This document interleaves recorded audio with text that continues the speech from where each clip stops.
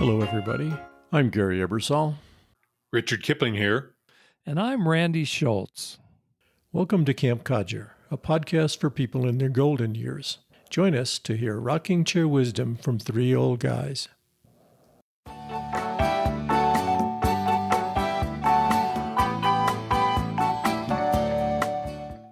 The baby boomer generation lost one of its most popular and endearing members this week.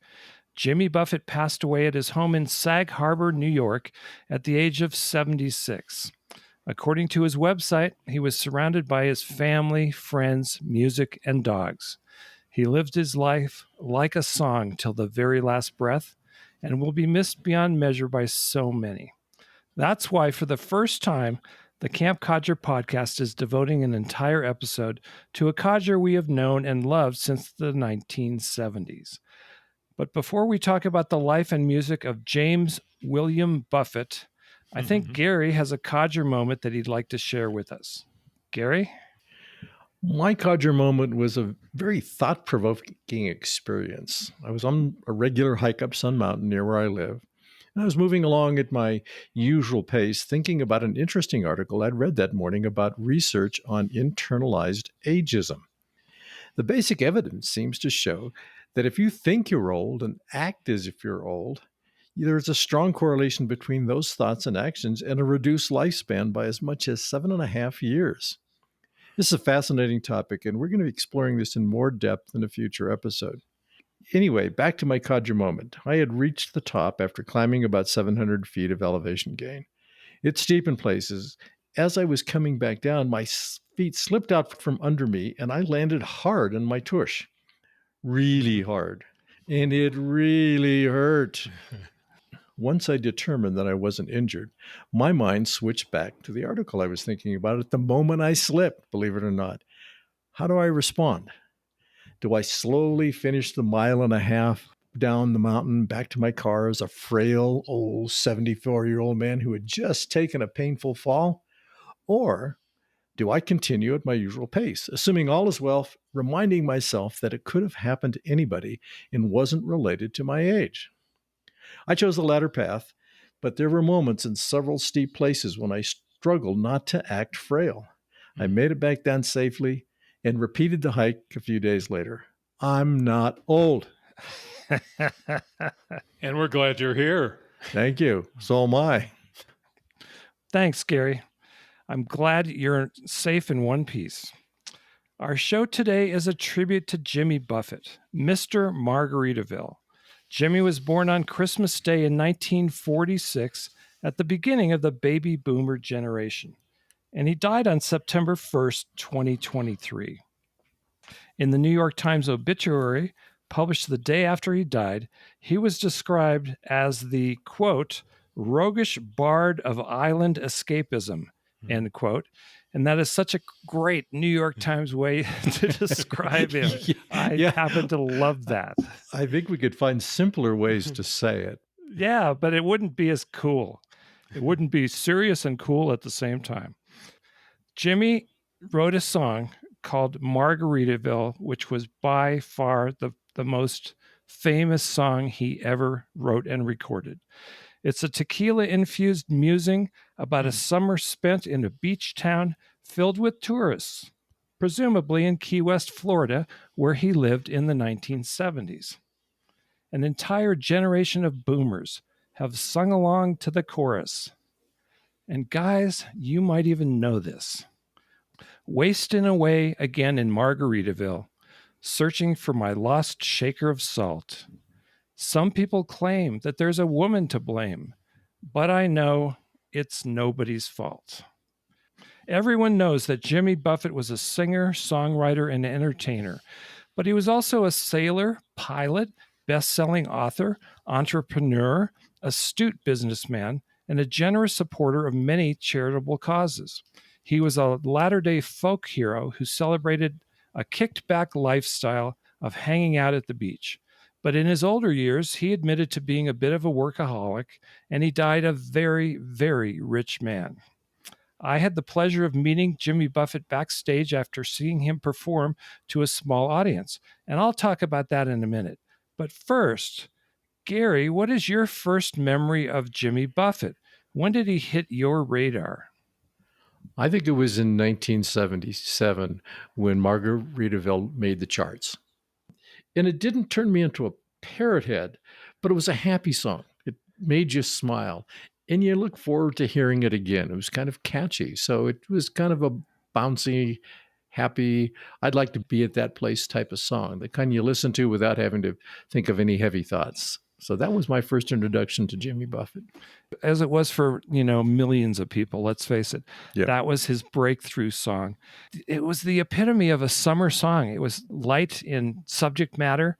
It was fun. It was easy to sing along with, just like the perfect summer song at the perfect time. That was his biggest hit ever. It hit number 8 on the charts. He never had another song that was that popular, but somehow he managed to become an icon. And that's some of what we're going to talk about right now. Richard, were you ever a Jimmy Buffett fan? Well, in 1977, I was in the middle of my arrogant intellectual phase. So no, I missed the boat on Jimmy. I can't remember Wait a minute. Wait. When did this phase end, Richard? Because I'm not so sure. It's tailing off now. Yeah, in any case, I was trying to remember what I was listening to in 1977, and I think it was probably, Fleetwood Mac, Crosby, Stills, and Nash, but Margaritaville wasn't on my radar. Interesting.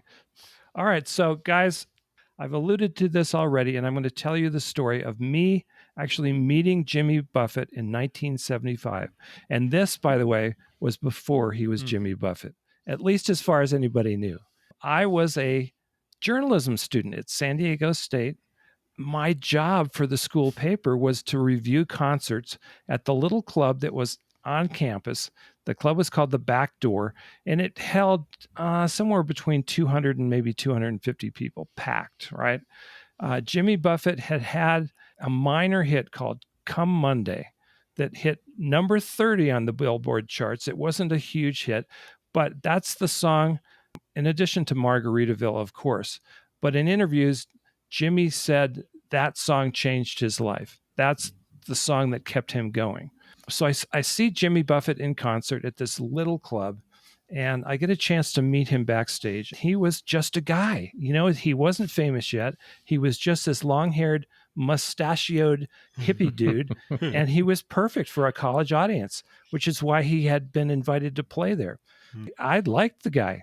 Now, it's not like we became friends or anything, and I never, went to his house for dinner, but I felt like I knew him, and I felt like his stage persona was him. He never took himself too seriously. And in fact, one of his pet peeves was entertainers who got all big and stuffy and just couldn't relate to the common person anymore. He wanted to be a real guy, and bless his heart, he was for his entire life. I went back in my personal archives. I found the review I wrote for the Daily Aztec that came out Friday, September 5th, 1975. So I was 20 years old. Some of the writing is kind of funny, but I love my first meeting, my first exposure to Jimmy Buffett as a person. So I'm going to quote from myself, which is always fun. I wrote, "Buffett has a loose, easygoing style that makes it look like he was born just to play on the stage. He wastes no time establishing a friendly rapport with the crowd, telling down-home stories and sharp one-liners, including, quote, 'You might as well enjoy life. God grades on a curve.'" I love that line. And if his stories don't make you laugh, his songs certainly will. His lyrics, like a poetic picnic, sip and sample from the basic aspects of living. In Pencil's Thin Mustache, he looks back half seriously at old movies and the nostalgia craze in a humorous attempt to regain lost innocence and tradition. Other gems like Please Take Your 15-year-old Girlfriend Home and Let's Get Drunk need no explanation. So even then, he was becoming Jimmy Buffett, which I love. I love it that you met him and interacted with him and reviewed him before he was the big-time Jimmy Buffett. Yeah. And pretty good writing for a 20-year-old. I know. Yeah, I kind of impressed myself, if you want to know the truth. That was fun. Here's another question for you guys. Why do you think Jimmy Buffett became so famous? What made him a cultural icon? He was just a singer-songwriter. Well, I got to tell you, I think Jimmy made playing the role of a beach bum okay. It used to be a pejorative. Growing up, you were told you don't want to be a beach bum. You've got to get a job, be serious, work hard. Well, Jimmy Buffett said it's okay to be a beach bum. T-shirts, shorts, flip-flops. Go back to work on Monday, but on the weekend you were at the beach. It resonated with a lot of people. It gave them a chance to enjoy life, at least on the weekends. What do you think, Richard? Does that pretty well describe it? Yeah, I think Gary hit it on the head. I mean, for people living in cold or unscenic places in this country, Buffett was just a natural. That escape to the beach and lolling around in a T-shirt and shorts and flip-flops, like Gary said, at a poolside bar with a drink. I mean, is there any better fantasy for these folks? I remember as a teenager in Topeka, Kansas, I somehow got fixated on Miami Beach. I can see how people could get taken by the picture Jimmy paints in his songs. In 1977, when Margaritaville came out, I was living in swanky Santa Barbara, a beach town with hoity-toity pretensions. Folks there didn't need Jimmy Buffett to fantasize about a beach life. They were living it. Do you remember hearing Margaritaville when it came out that summer of 77? I don't know if I heard it or not. It wasn't the thing in Santa Barbara. That's all I can. But it was on pop radio, right? Oh, you were the intellectual. He You was the weren't intellectual not listening to pop radio. Radio? Oh, you were listening to the classical station. Yes, of course. Well, Jimmy was on my radar since 1975, so I Right. can't answer the question that I just asked you two in the same way. Yeah. Of course he was on my radar. I bought the album. There were a couple of other good songs on that album. I was delighted when he made it. I thought, good for you, Jimmy, my old friend, my old pal. Yeah, you had a connection, a personal connection. He definitely tapped a gold vein in America by making it okay to be a beach bum and just enjoy yourself. I'll give him credit for that. Now, that wasn't 100% his personality, but when that song came out, he was kind of living that life. So, Gary, there's no question that Jimmy Buffett's songs resonated with the boomer generation. But why? Why him? Why wasn't it somebody else? Well, I think it was partly because the boomers, after ending the war in Vietnam and doing all those wonderful things, turned into a pretty serious bunch. We went to work. We had to get up in the morning and put on their suits and ties and go head off to work. And what Jimmy delivered was relaxed, easy listening music. Nothing heavy, no deep meanings. Oh, come on. Cheeseburger in paradise. Why don't we get drunk and screw? Right?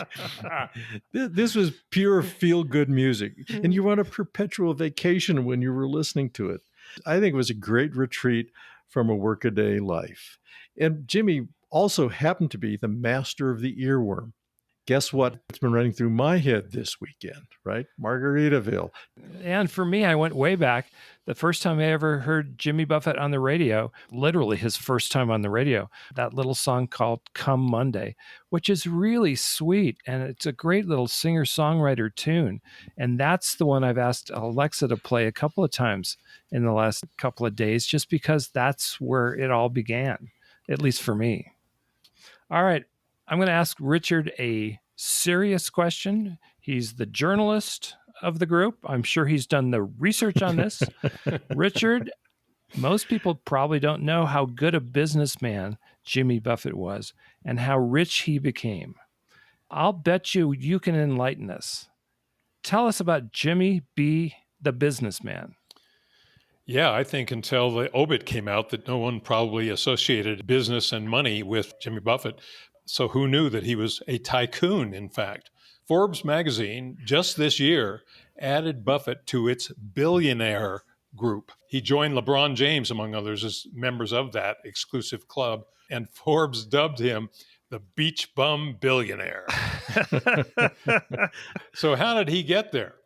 He started by forming a company that got a slice of the tickets revenue and merchandise revenue, and he grew that into a holding company that included destination resorts and restaurants. One of the things on the menu of his restaurants is, Gary, cheeseburgers in paradise. One of the best-selling drinks is Who to Blame margaritas. He really was a tycoon. His company had 30 vacation resorts in at least 3 countries and sold $200 million worth of booze-related products, and that included tequila and beer and margarita mix. He also sported 150 Margaritaville-themed restaurants. We all love this one. He even sold pickleball sets. No, Jimmy, no. He's a businessman. Of course he did. But I didn't know that. That's really great. And by the way, he also held shares in Berkshire Hathaway, the huge investment house run by the world's 5th richest man by a similar name, Warren Buffett, who is no relation. But the Buffetts were friends. Warren Buffett told Forbes late last year, "I wish there were more Jimmy Buffetts, but there aren't. Tell Jimmy to keep me in his will." I guess we'll find out if he did. Oh, that's funny. What an interesting guy Jimmy Buffett turned out to be. You know, everybody knows the songs. Not everybody knows he was also an author. Did you guys know that he wrote best-selling books? I've got a couple of little-known facts about Jimmy. I'm going to share one right now. It's about his writing career. He is one of 6 writers, only 6 ever in history, who wrote a #1 New York Times best-selling book on both the fiction and the nonfiction lists. Jimmy was joined on that list by Ernest Hemingway and John Steinbeck.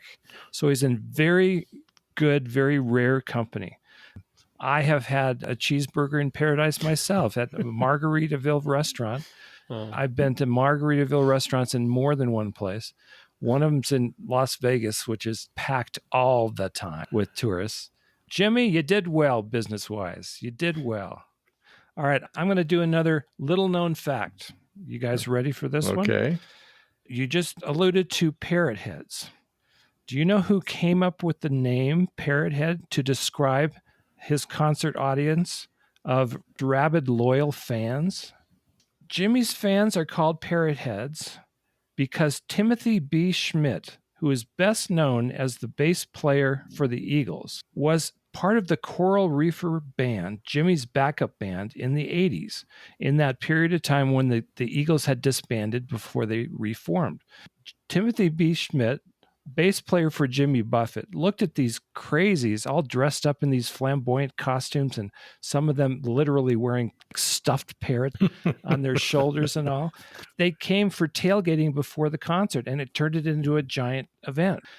Timothy B. Schmidt looked at these guys and said, well, these guys are parrot heads, and the name stuck. And it's like everybody now who's a parrot head is a proud parrot head because they got a name and they've got an identity. But what a great little tidbit. Yeah. Well, let's close with a big question. What does Jimmy Buffett's popularity tell us about America? Why did this guy become so popular, given the fact that he's presumably a beach bum singer-songwriter, telling us all to have a good time? Why do you think, Gary? I think it gives us a chance to escape. It gives us a chance to move into fantasy land. And we all like a little fantasy in our lives. We like to be able to believe we're in another world. And whatever singer you're listening to, whatever other rock star, whatever movie star, you want a bit of their life, a bit of their glamour. But I think in Jimmy Buffett's case, he presents a kind of vision. That single song presents a vision of relaxation. And who doesn't, given the nature of our world, want to have a moment to relax? And you think about that song and you think about Jimmy Buffett, and your vision is somebody, as Gary said earlier, shorts, t-shirt, flip-flop, a drink in his hand. What about you, Randy? I think America loves to look up to celebrities because they represent something that we don't typically get to experience, like a bigger life, a more famous life, a richer life. And in Jimmy's case, it was all of that, plus the fact that he seemed to have done it by not working. I mean, the first 20 years of his career, nobody knew that the guy was really smart and was behind the scenes making business deals and whatnot, especially when his concerts started to take off as events like the Grateful Deadhead concerts, that you didn't go just for the concert. You went for the experience. You went because you were with, like-minded folks. When that happened, Jimmy said to himself, there's money to be made here. It goes beyond albums and CDs and songs. He did a remarkable job, as we say nowadays, monetizing his fame and his persona. I think he's the epitome of the American hero and the American success story because he did all of that. And most celebrities can't look like they're having that much fun. There's some work involved. He made it all smoke and mirrors and music and did the work kind of off stage. And dang, if he didn't do it so well, he became a billionaire. And it's like, wow, good for you, Jimmy. You showed us how it was done. Now we can maybe aspire to a portion of that. Well, he's just one of us. No. He wasn't born with a silver spoon in his mouth. So here's just an ordinary guy singing in clubs in San Diego that turns out to be a billionaire and an icon. It's a great American story. It is. And I can tell you guys that as the biggest Jimmy Buffett fan here at Camp Codger, I've been saddened this week by his death in a way that I had not expected. It wasn't like he was my personal friend, but because of his music, his presence in my life since 1975, that's 45 years. No, let me do the math. Codger moment, folks. 48. That's 48 years. Most of my life, I've known Jimmy Buffett in some way. I got to see him in a tiny club in San Diego before anybody knew who he was. And I saw him perform for 40,000 parrotheads at his last stadium concert on May 6th, 2023 in San Diego. I saw him first in San Diego. I saw his last show in San Diego. For me and for millions of his fans, Jimmy Buffett will live on in his music.